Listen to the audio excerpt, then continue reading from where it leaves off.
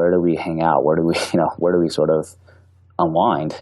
And it was just like, okay, well, let's just turn the chair around to face the TV. And then that was it. That was like our living room, office, workspace, kitchen, all in one for like a year. Hey everyone, and thanks for tuning in today to the Driven to Better podcast, where everyone you'll hear is driven to make business better. I am your host, Justin Sisley, and on the show today is Josh Way of Tagler.com. Join us as we talk about unintentional angel investments, realistic business expectations, and email stalking. Stay tuned, we've got a great show ahead.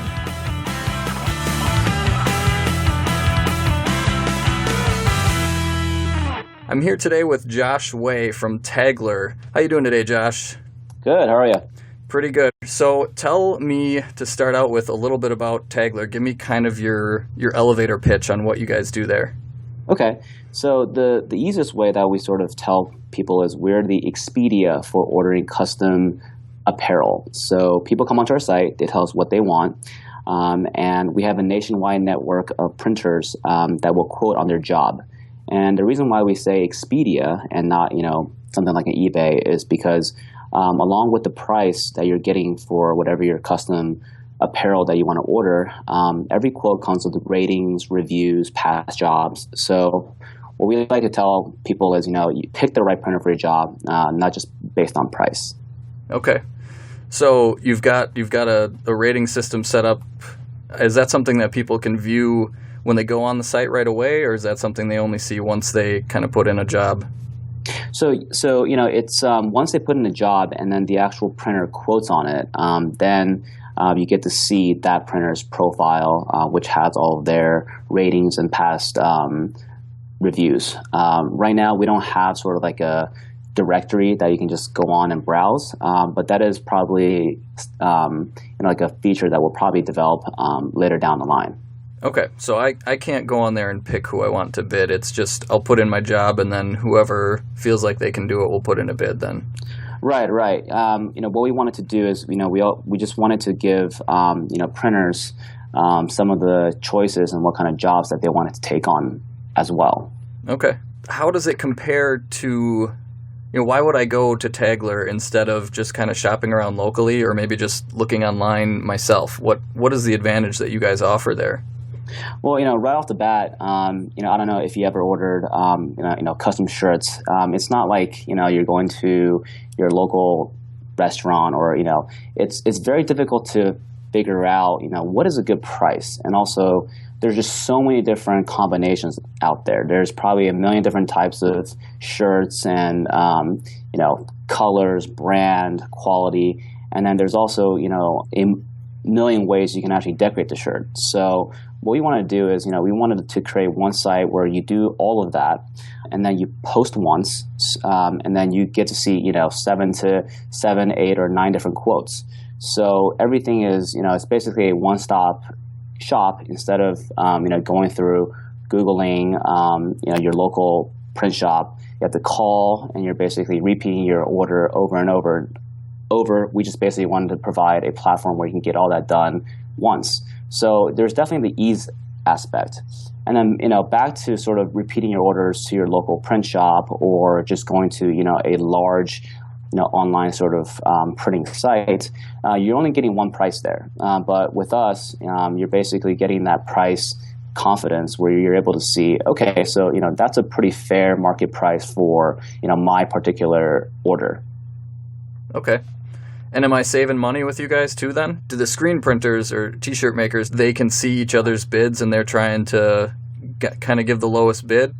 That's a really good question. So one of the first things that we found out, we actually tried a couple of different iterations of our site. And the very first one was actually this sort of back and forth, race to the bottom. And we actually found that, for everybody, for all parties involved, both the printer and the customer, that just did not work well. First, printers just did not like going back and forth, having to sort of like undercut each other by like $1 or $2. And then the customer was just constantly getting bombarded with new quotes. So what we learned very early on is we actually make all the quoting blind. So the printers don't get to see what each other's quoting. And we also tell them, and they only get one quote. So we just tell printers, you're only getting one chance, so put your best foot forward. And the way that our quoting works is not just the price. They also get to put in certain comments. So when they see, for example, that it's a youth, basketball league, they can say things like, "Hey, I have, my son's play on that. So I've done jobs like this all day long. I can definitely take care of you." So that way, the customer gets, basically the best shot from each of the printers, and they don't get bombarded, and they can basically pick, the right one for them. Okay. And then how long does that go on? How long does the bidding process take? So it's actually very fast. Typically, you'll start to see, like your first quotes come in within, the first hour. And I would say all the quoting is basically done within the first 24 to 48 hours after you posted your job. Okay.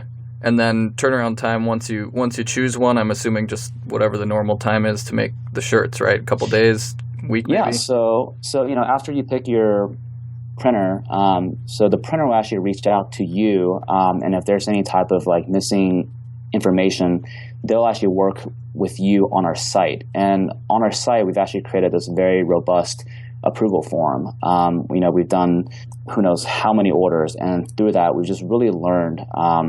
You're probably ordering not just for yourself, but you're probably ordering for your group or a party or something like that. So there's a lot of trust that have to be that goes into the whole process. So there's a very robust approval form that includes things like what color ink, what are the proofs, and how large am I going to be printing.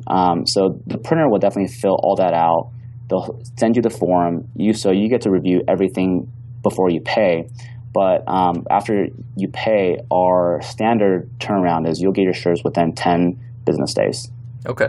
I want to go back a little bit in time. I really like to hear kind of the origin stories of businesses. So take us back to now. Are you the single founder? Are you co-founders? How many people started it with you?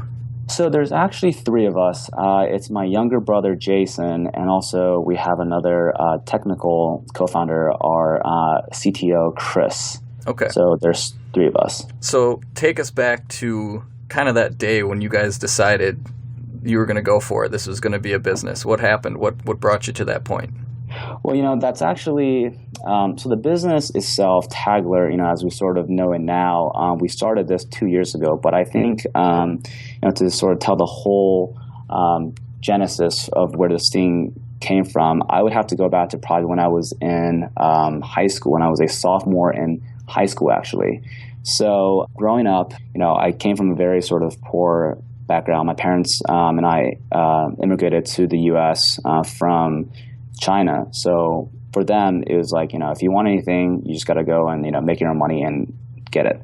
So, I was just basically running all sorts of different things while I was in high school, like tutoring, this and that. And then I met a couple of friends who, we really wanted to create our own t-shirt line. So we're just calling around and trying to like figure this, this whole thing out. And it's just really expensive to get shirts made. So, we basically pulled up some money and, we said, you know what, why don't we just, I think one of my friends had learned how to do silk screening. There was like a class that was offered in high school. So we said, you know what, why don't we just go buy this and then we'll teach ourselves how to print. And so we actually started doing that while I was in high school. So we actually printed out of our parents' garage for I think like 2 years when I was in high school, and we would just sell these, shirts. It was kind of like a surf, like, urban sort of like surf line. We're actually based here in Los Angeles, and it was okay money. And through that, my younger brother and co-founder Jason, I actually taught him how to print. And then when I went off to college, all of a sudden, I just realized, what, we're actually in the wrong line of business here, because why are we making these, sort of like 40 or 50 shirts of one design that, we're trying to convince our friends to wear when, at college, there's like groups and organizations and everybody wanted shirts and they already had their logo or design already made up. So that just that just pretty much opened up our entire business. So instead of printing for ourselves, we actually started printing for college groups. And at that time, all my friends went to different schools on both the East Coast and the West. So I would just tell them, hey, pull in orders, and I'll pay you a commission. So while I was away in college, Jason would actually be back home, manning the actual shop. And so he would actually get all the orders out, and then I would actually bring them in. So we were doing this for a while, and every break or every chance that I got, I would come back. And I think towards the very end of my college years, we kind of looked at each other and we're like, man, this is hard work. Why are we doing this? Like there's just so many different printers out there. There must be tens of thousands of printers out there. And it was during sort of that time after we've been running our own shop for about 4 or 5 years that we're like, there's probably a better way to sort of, to make money in this industry. So we started talking right then and there. So that was about 5 years ago. But after college, I had actually, I wanted to pursue a different sort of path. So I actually started to do, I actually went into investment banking in New York right after college. And about this time, Jason, my younger brother, was in, he actually started in college. So we actually ended up selling our actual print shop, and for us to basically pursue our own things. But I think his last year, he was in this tech entrepreneurship class, and I remember getting a call from him about 2 years ago, and he was like, "Hey, so I have to I'm in his class, and I have to pitch an entire new sort of tech business idea. Do you have any?" So we just started talking. We're like, "Hey, do you remember 4 or 5 years ago when we were like printing and we said, hey, there's got to be a better way to make money?" So we're like, "Oh yeah." And so that's how we kind of, that's how sort of Tagletter was reborn. And sort of that night, we just over like a 2-hour conversation, which really felt like I was just doing his homework for him. We kind of just created this pitch, and he actually, gave that pitch. And I think our third co-founder, Chris, was actually in that class. So Chris and Jason, they, applied to USC, has this accelerator program called the Viterbi Startup Garage. And they got in. Jason called me and was like, "Hey, we're in this thing now. They want to invest some money in this, and they're giving us about 12 weeks and some free office space to get this thing going. Do you want to help?" So at that time, I was sort of doing banking. I was a little, frustrated with it. That's a whole different thing. But I said, you know what? Yeah, absolutely. So right then and there, I just jumped on, and here we are. So you were in New York at the time. Did you just like quit and move back to LA, or did you kind of work your way in slowly? Yeah, I kind of just went up to my boss and I said, "Hey, you know what? This opportunity came up, and so I'm going to go back to LA. I'm going to pursue this." And that was it. Yeah, pretty much it. Yeah. All right. Yeah, that sometimes you got to do it. You can't sit there and hate your life all day because you don't like your job and let those kind of opportunities pass you by. So good for you. Yeah. Well, so you got this thing going now. You got some help from an accelerator. I'm assuming they did the typical accelerator thing where they kind of trade a little bit of investment money for some equity, right? Yeah. Okay. So you had a little bit of money to get you going then. The problem that I see in your business and so many others is that really you have to now create a market because you need to bring in buyers and sellers, and it becomes kind of a chicken or the egg scenario. Who do you bring in first? How'd you guys tackle that problem? So, that actually, you've nailed the biggest problem that we had. Marketplaces are so difficult to build because, you have to, especially printers. Very early on, printers were, did not want to, definitely did not want to. And so, what we did was we realized very, very quickly that we had to basically, we had to get a backlog of orders up on the site. So luckily, I think what really benefited us is that Jason and I came from this background where, we have pulled in orders. We have 4 or 5 years of experience, and we know exactly where all the low-hanging fruits are. And I think we also had just a list of people who we could contact, in the industry from the printing side to just say, hey, can you please, help us out? Here's a new idea that we're doing. So I think the fact that we came from the industry definitely benefited us. But, we definitely, orders came first. If you just have this great product and, at the end of the day, the only reason printers are on here is, they want to make more money. They want to fill their presses. So we knew that right off the bat, we need to bring in a lot of orders really fast. So, naturally, we went back to the one market that we had a lot of experience in, which is the college market. So we went to, we pretty much did, the things that we did 4 or 5 years ago. We got all of our friends, word of mouth. Jason at that time, he was still in college. So, we pretty much sent out who knows how many emails. And we kind of did the exact same thing. We said, hey, refer an order, we'll pay you a commission, get them onto the site. And once we were able to demonstrate that, and these were orders who were, more or less friendly towards us.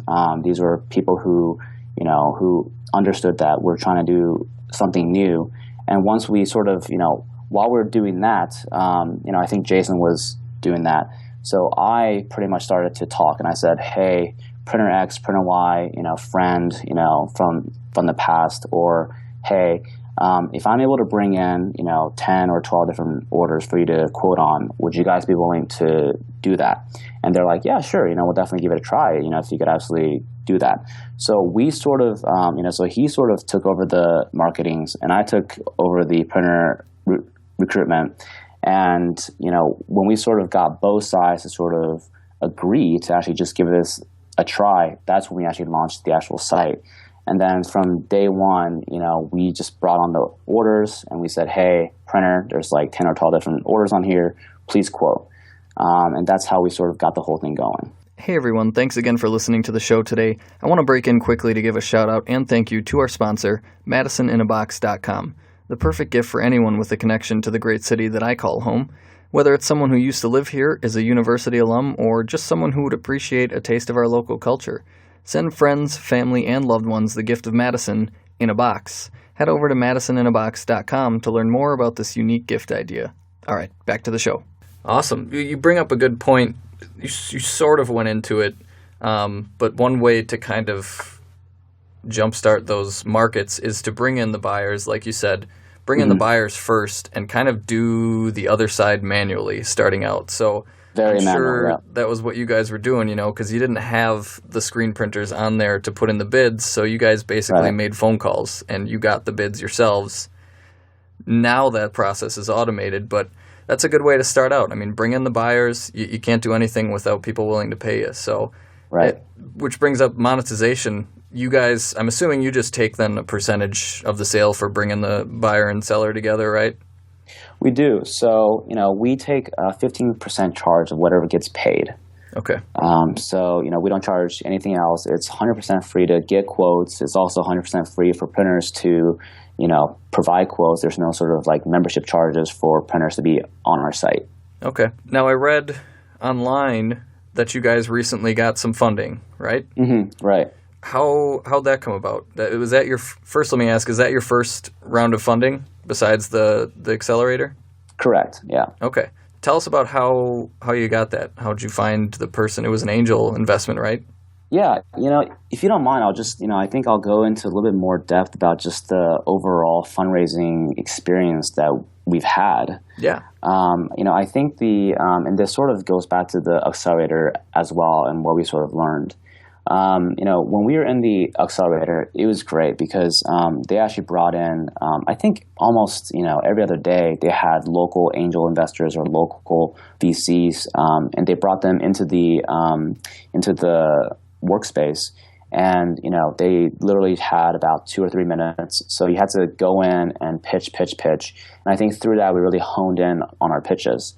But one thing that I would say is that the accelerator, they have this entire network, but that network, they can't exactly pay attention to what your case is because, there's probably, 8 or 9 or even 20 different companies in the, same space. And so they kind of have to cater to a broader, to a broader population of companies. So for us, we learned that, the right investor is really, really important. It was great getting the experience and getting to talk to the VCs, and so that was awesome. But we quickly found out that those guys are probably not looking for us, or not really looking for not really quite the actual size. And in the very beginning, we actually talked to everybody, but quickly we learned that no, we actually have to do a little bit more digging, and sometimes it's okay to pass up certain meetings because you are working with a very limited amount of time, resources, and personnel. It's perfectly fine to say, hey, here's our pitch deck. What kind of investment levels, what is the actual check size that you guys are looking for, and what do you guys typically make, and just being completely honest with investors and say, hey, you know what, I think we're actually a little bit, you guys tell me if you want to take this, but we think we might be a little bit too early for you. And then to really hone in on guys who want to invest in your space and also who write the kind of check sizes that you're really looking for. So we really learned that, and I wouldn't say that there was time wasted, because those were all time that we gained a lot of great experiences. But for people who are sort of on that first round, I would say do all the research that you can to find the right kind of person for you. And I think there's a lot of really great resources out there for you to do that these days. So we actually really realized that. It's probably, we're not at this VC or early stage seed. We're probably looking for the angels and the super angels. So we actually, turned our attention to that. But the funny story is, we're doing all this thing but I actually belong to this organization called Junior Achievement, and they're actually dedicated to sort of, educating youth about entrepreneurship and financial literacy. So I actually got a call to be one of their judges at this, I think, student high school entrepreneurship competition. And sitting next to me as one of the fellow judges turned out to be our future investor. He was actually a board member of Junior Achievement. And, we just sort of started to talk, and he says, so, what do you do? And I said, well, I was working in banking, and I kind of quit, and, I'm actually doing this thing with my brother. And he actually was like, oh, tell me more about it. So, we kind of gave the elevator pitch right there, and he kind of said, oh, great, well, here's my card, and come and talk to us next week. I want to invest. So it was very just sort of, we're doing all these things, but it was just a very serendipitous moment that we got sort of connected, and that's how we sort of found our first investor. Okay. Not even trying. It was totally by accident. No, that's awesome. The best things kind of happen when you least expect them. Right. So you got this investment now, and I'm assuming all three of you are doing this full time, right? We are, yeah. Okay. That's great. So the investment kind of allows you to, because a lot of people that are starting businesses are bootstrapping. They wouldn't even know how to go about getting the funding. So it's good that you told us kind of about that. But you are allowed, basically, this is like a salary. You're allowed to draw off this to pay your living expenses as you develop your product, right? Right, correct. Okay, awesome. Well, I think we learned a lot about your business. We learned a lot about how things are going pretty well for you. Is there a moment that really wasn't going well for you? Is there a time when you guys kind of failed at something? Actually, the accelerator program we were in was during the summer, and there was actually a period of time. It was summer of 2013, and after the summer, we're kind of really we kind of went in, I think, with a little bit of, we're a little bit naive. We said, we're going to go into this thing and we're going to come out with like a beta product. We're going to talk to all these people and we're going to be funded, coming out. Well, that actually did not turn out the way that we thought it was going to be. And so, we all kind of, sat there, looked at each other after, and then Chris and Jason actually had to go back to school. So we said, okay, what do we do?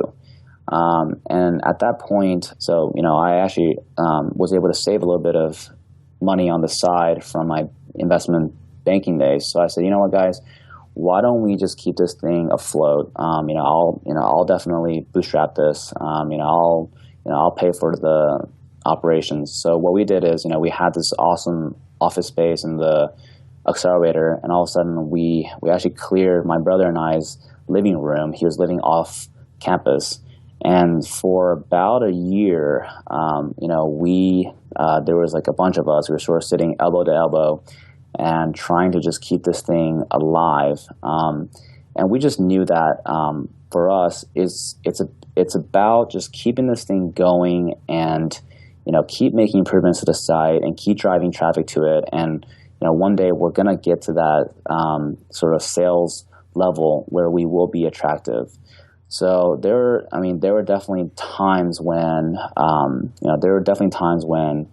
I think, I think there were several times when we were like, should we just continue or not? We're sort of in this like off-campus apartment. It's about 12 by 12, and there's like 5 or 6 of us here. I think I was the only full-time person at that time. And then Chris and Jason were still going to school and putting whatever time they could. So, while it wasn't necessarily like a big sort of failure thing, I think, we didn't really, there was just a lot of things that we didn't really expect. And I would say that, if I had to do it all over again, I would probably be a little bit more cautious about planning and definitely be a little bit more careful and give myself a lot longer of a runway. Yeah.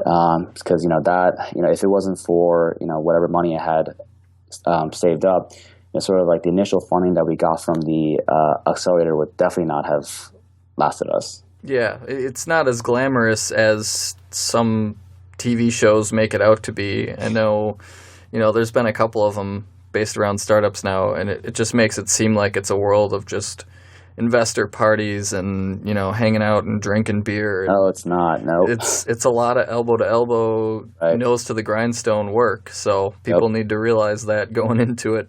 Yeah, and I think it really tested my brother and I's relationship. We were sleeping in the back, and then we were just kind of come out, and it was one of those things where,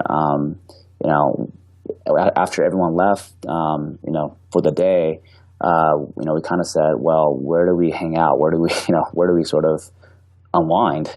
And it was just like, okay, well, let's just turn the chair around to face the TV, and then that was it. That was like our living room, office, workspace, kitchen, all in one for like a year. So okay, yeah, I can see how that would get a little tedious sometimes. Right. Never being able to kind of leave your workspace. It's a learning experience, and you wouldn't be where you are now if you didn't come across the hard times. So that's something that's just kind of a necessary evil.